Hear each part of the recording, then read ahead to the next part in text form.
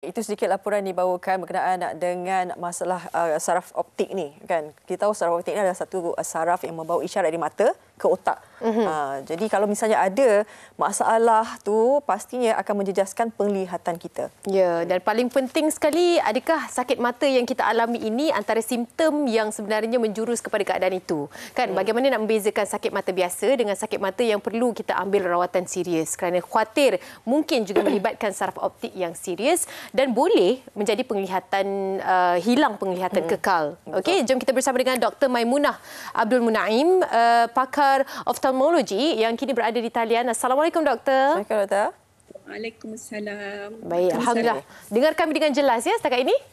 Ya, so far. Baik, alhamdulillah. Okey. Kita nak bicara berkenaan dengan isu kesihatan kelonggaran saraf optik, doktor. Doktor, kena bagi tahu kami apa sebenarnya yang berlaku berkenaan dengan kelonggaran saraf optik ni.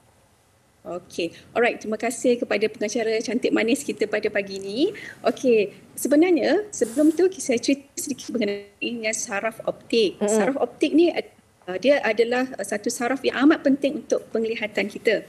Di mana saraf mata kita ni dia berhubung kait dengan otak.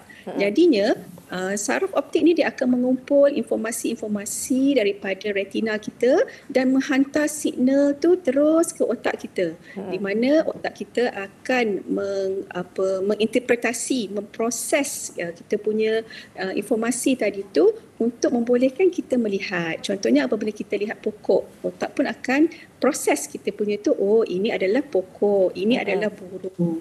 Jadi apa yang berlaku bila berlakunya masalah pada saraf optik? Maka kita punya penglihatan itu akan terganggu. Maksudnya kita punya penglihatan tu sama ada kabur ataupun kita dapat tidak nampak dengan lebih jelas lah. Macam tu. Okey, bila doktor katakan tentang penglihatan yang terganggu, kabur dan tak nampak jelas ni, khawatir juga dengan mereka yang rabun.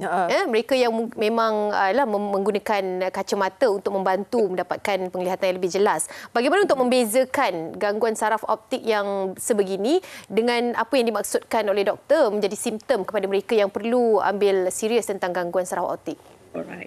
Okey, yang penting sekali jika kita ni mengalami apa-apa masalah, contohnya kalau seorang tu mengalami masalah penglihatan, maksudnya penglihatan tidak jelas, dia kena mendapatkan rawatan. Jadi daripada rawatan tu kita akan tengoklah sama ada ini disebabkan oleh rabun ataupun disebabkan oleh masalah saraf optik. Jika disebabkan oleh rabun, bila kita melakukan refraksi, meletakkan kanta mata di bahagian hadapan, maka pesakit itu dapat melihat dengan jelas semula. Tetapi jika dia mengalami masalah saraf optik, kelonggaran saraf optik, maka walaupun diberi dengan kacamata ataupun contact lens, masih tidak dapat melihat dengan jelas. Kita faham. Dia datang dengan sakit ke doktor? Mata tu ada rasa sakit? Okey, dia bergantung kepada sakit. Contohlah saya bagi satu penyakit yang disebabkan oleh kerosakan saraf optik, glaukoma kan. Kalau glaukoma, ini kita tak rasa sakit. Kadang-kadang pesakit tak ada rasa sakit. Contohnya dari segi glaukoma sudut terbuka. Dia ni adalah kita punya pencuri penglihatan yang paling orang kata senyap lah. Tiba-tiba lagi risau tu. Dan penglihatan tu akan berkurang. Macam di mana tekanan mata tinggi dan menyebabkan dia punya kita panggil saraf optik tu ditekan, maka saraf itu tidak berfungsi dan tidak boleh menghantar informasi signal-signal ke otak dan medan penglihatan pun berkurang. Selain daripada itu juga ada satu kondisi yang kita panggil keradangan pada saraf optik. Neuritis. Yes, betul. Bila berlaku keradangan pun, bila optik kita, saraf kita tu meradang, maksudnya dia tidak boleh menjalankan tanggungjawab dia dengan yang baguslah. Tidak boleh ke bahagian otak. Keradangan ni pun disebabkan oleh satu autoimmune disease, contohnya seperti multiple sclerosis, ataupun disebabkan oleh jangkitan virus macam neurosifilis. Mungkin seseorang tu mengambil ubat-ubatan yang berlebihan, maksudnya ataupun alkohol yang berlebihan, toksik lah kepada kita, saraf optik itu sendiri. Doktor, kalau penyakit ni siapa sebenarnya yang berisiko? Dia ada macam orang tua je ke ataupun kanak-kanak pun boleh?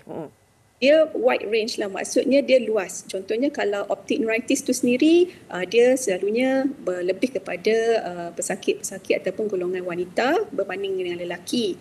Dan umur dia tu dalam reproduktif lah, dalam di antara 20 hingga 40-an. Okey, tapi macam glaukoma tu dia boleh berlaku. Tapi kita kalau primer, maksudnya glaukoma yang primer pada orang yang lebih berusia, dan juga berisiko, contohnya orang yang ada kencing manis, itu lebih berisiko lah. Okey, antara kategori-kategori yang perlu kita fokuskan adalah punca, kan doktor? Ramai yang menganggap beberapa punca lah, ada yang pakai kontak lens terlalu lama, mengambil suplemen-suplemen ataupun ubat-ubatan yang mempunyai steroid dan sebagainya. Adalah mitos dan fakta yang perlu penjelasan daripada doktor.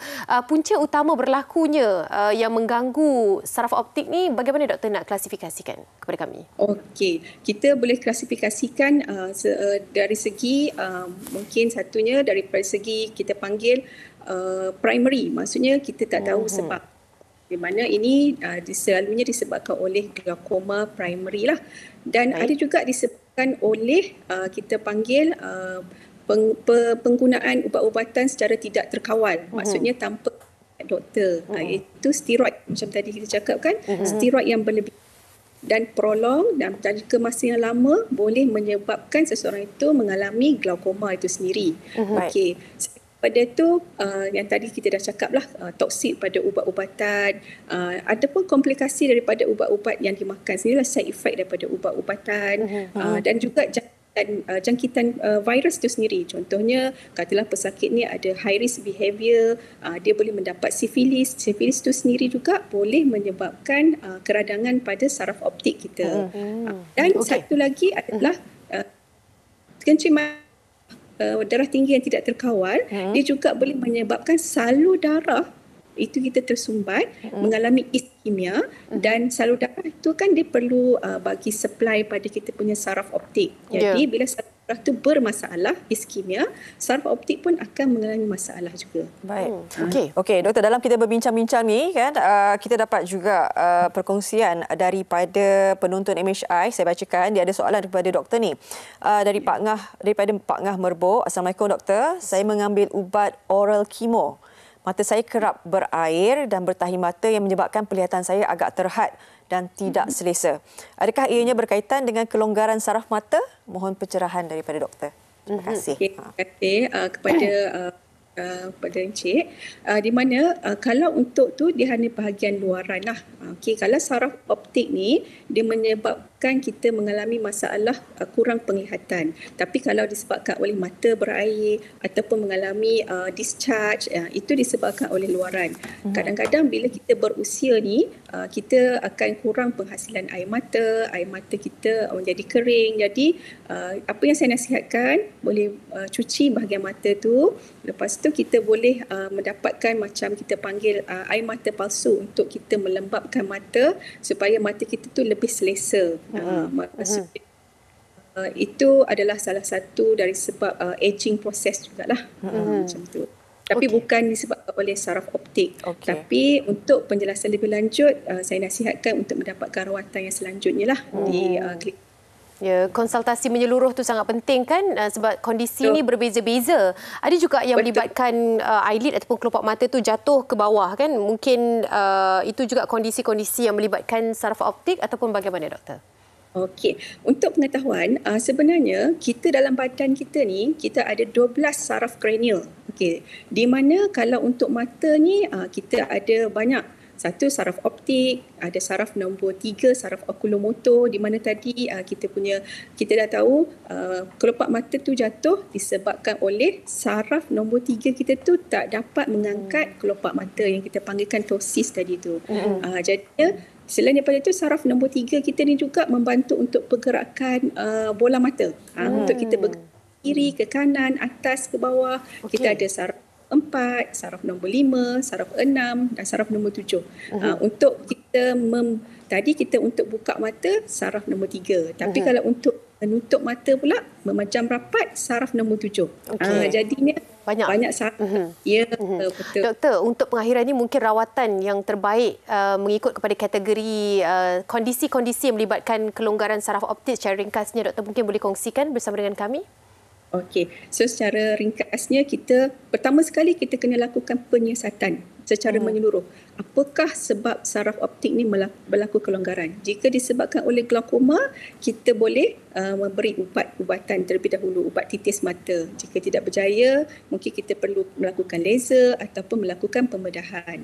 Berkenaan dengan optic neuritis pula, kita kena kawal keradangan dan kita kena tahu kenapa berlakunya keradangan itu. Jika berlakunya autoimmune disease, kita kena rawat penyakit autoimmune tersebut. Kalau berlakunya iskemia, contohnya salur darah tersumbat, mungkin disebabkan oleh tidak terkawannya kencing manis dan juga darah tinggi, maka kita kena kawal semula darah tinggi dan kencing manis tersebut. Jadinya secara amnya lah saya nak cakap di sini, kita kena tahu dulu penyebab berlakunya kelonggaran saraf optik, maka kita akan melakukan rawatan menjurus kepada penyakit-penyakit yang terlibat lah. Baik, senang apa pun pergi rujuk pakar mata terlebih dahulu. Itu saja. Baik, terima kasih Dr. Maimunah Abdul Munaim, pakar oftalmologi kita. Banyak sekali yang kita pelajari. Rupanya saraf banyak tutup, buka. Saya ingat saraf 3, saraf 7 tu. Okey. Terima kasih banyak-banyak doktor. Ada kesempatan mungkin kita boleh precisekan lagi topik mata ni. Kita akan jemput bersama lagi kita untuk menimba ilmu. Terima kasih banyak-banyak. Assalamualaikum doktor. Waalaikumsalam. Ya, Doktor Kak Negeri 9. Terima kasih sudi bersama dengan kami. Kita harapkan ada lagi topik-topik sebegini untuk kita kongsikan. Macam biasa setiap Selasa lah kan kita akan bawakan topik kesihatan untuk anda semua.